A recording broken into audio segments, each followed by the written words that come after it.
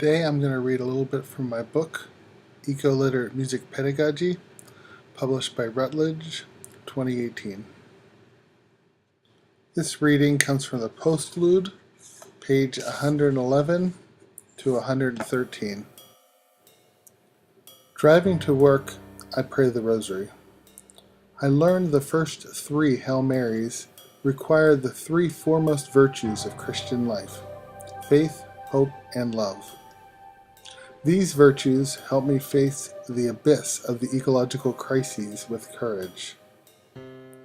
In my childhood, an old priest once said, "Faith isn't belief. If you believed, you wouldn't need faith." The nuances distinguishing the 2 concepts, faith and belief, often elude me, but I do often lose belief in God, in myself, in my family, friends, society, and music education.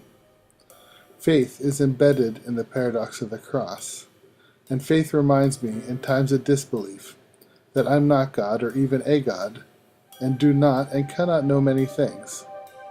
Seeing no reason to believe it's true, I have faith God will help humanity become better stewards of our common home. Perhaps faith begins with acceptance, especially in moments of incredulity, keeping us from submerging into psychological darkness. But it is also humility.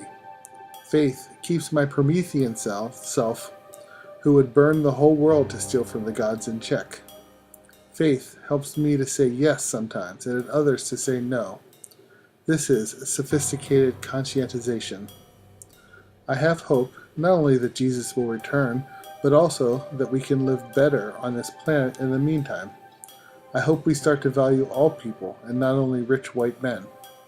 I hope we recognize how our society is unfair and make it better. I hope we recognize our interdependence with non-human life. Hope is not immobile wanting. I hope as an action in society. And finally, love, more than any other virtues, is a practice. The practice of love lies in the daily small acts of making the world a better place. I undeniably identify as liberal, but expressing my philosophy within the context of prayer and Christian virtue makes me seem conservative. I wonder how much accepting the preset labels, liberal and conservative, makes enemies of others.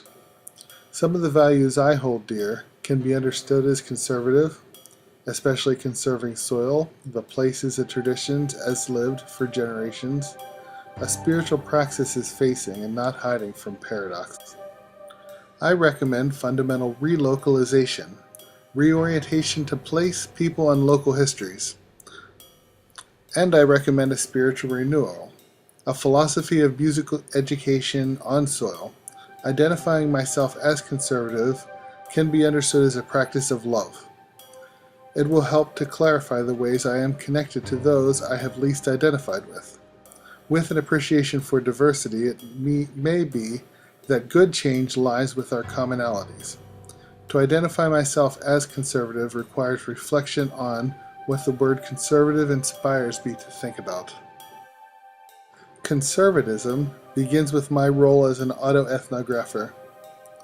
As an autoethnographer, a scholar who analyzes and writes honestly about myself within the context of culture and history, my first aim is to conserve myself. That is, I want to conserve my humanity. That requires conserving many other things, including my flawed perspective, the humanity of others, the health of traditional cultures, and the rights of God's creation. Conserving the humanity of others, health of traditional cultures, and rights of God's creation makes me conservative in a distinctive way, placing me in opposition to one of modern society's least conserving institutions, global neoliberalism. Though in the US, at least, conservatives seem to be industry's greatest advocates, the term neoliberalism relates to liberalism for a reason. Neoliberalism extends liberal human rights to corporate persons. For instance, neoliberal ideals defend corporate persons' rights to move across national borders in a way many liberals wish human persons could. Neoliberalism doesn't discriminate openly. If a person of color, a woman, a transgender person, or a Muslim becomes a CEO, neoliberalism values them, paying them more and more while paying other workers less and less. Neoliberalism uses money to assign value. Everybody in neoliberal societies know how valuable he or she is, having an objective, non-discriminatory measure of self-value. Neoliberalism's inequities are not in its conservatism. Neoliberalism isn't about conserving anything really, and it's a very new economic system compared to other historic market systems. Neoliberalism's inequities are in its extension of liberalism. It's no surprise that our neoliberal music education institutions value suburban music education programs and fill university positions with those who are successful in preset, antiquated, and rigid job categories.